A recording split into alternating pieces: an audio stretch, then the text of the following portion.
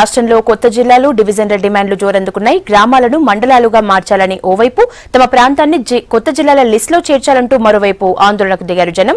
ప్రభుత్వం నిర్ణయం మార్చుకోవాలని డిమాండ్ చేస్తున్నారు.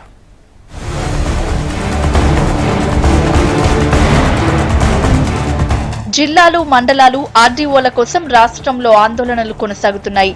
జేఏసీల ఆధ్వర్యంలో నిరసనలు, ధర్నాలు చేస్తున్నారు. బంద్లతో ఉద్యమాన్ని ఉధృతంగా నిర్వహిస్తున్నారు.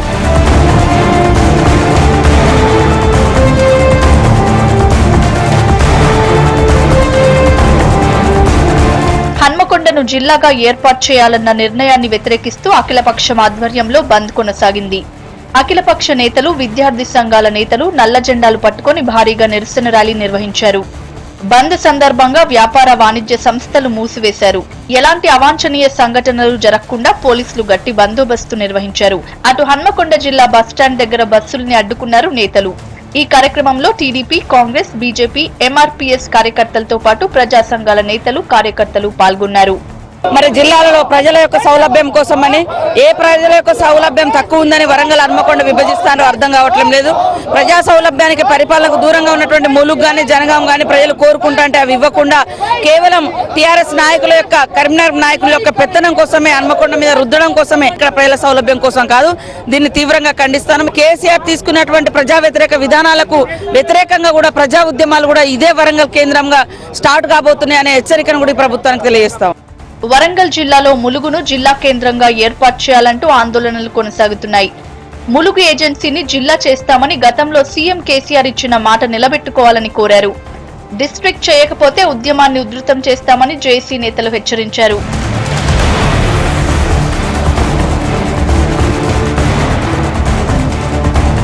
అటు జనగామలో జేఏసీ బంద్ కొనసాగింది. హన్మకొండ జిల్లా చేయొద్దని, జనగామను ప్రకటించాలని లీడర్లు డిమాండ్ చేస్తున్నారు.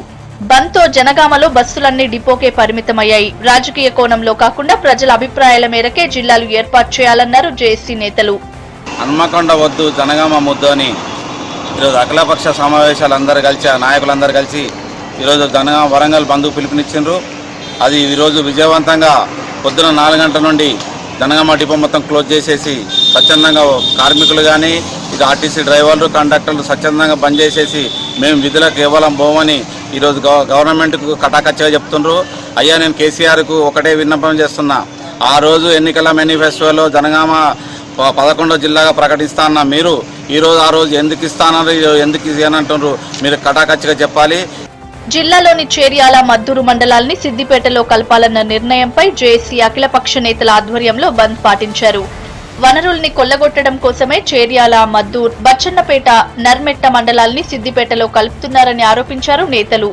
చారిత్రక నగరమైనటువంటి వరంగల్ను, చారిత్రక చరిత్రను కలిగినటువంటి వరంగల్ జిల్లాను హన్మకొండ వరంగల్గా విడదీయొద్దని చెప్పేసి వరంగల్ జేఏసీ ఇచ్చినటువంటి పిలుపుని మేము సంఘీభావం తెలియజేస్తూ చేర్యాల మండల జేఏసీగా ప్రత్యేకంగా మేము ఇవాళ చేర్యాలను రెవెన్యూ డివిజన్గా ప్రకటిస్తూ జనగామాని జిల్లాగా ప్రకటించాలని చెప్పేసి డిమాండ్ చేస్తా ఉన్నాము. ఆదిలాబాద్ జిల్లాలోని కడెం మండలం దస్తూరాబాద్ గ్రామ పంచాయతీని మండల కేంద్రంగా చేయాలంటూ 7 పంచాయతీలకు చెందిన గ్రామస్తులు, విద్యార్థులు దస్తూరాబాద్ లో భారీ ర్యాలీ నిర్వహించి రాస్తారోకో చేశారు. మండల కేంద్రం ఏర్పాటు చేయడం వల్ల ప్రజలకు దూరాభారం తగ్గుతుందన్నారు. అటు నేరేడిగుండలోనూ నేతలు జాతీయ రహదారిపై రాస్తారోకో చేశారు. దాంతో చాలాసేపు ట్రాఫిక్ నిలిచిపోయింది. తమ మండలాల్ని నిర్మల్ జిల్లాలోనే కొనసాగించాలని డిమాండ్ చేశారు.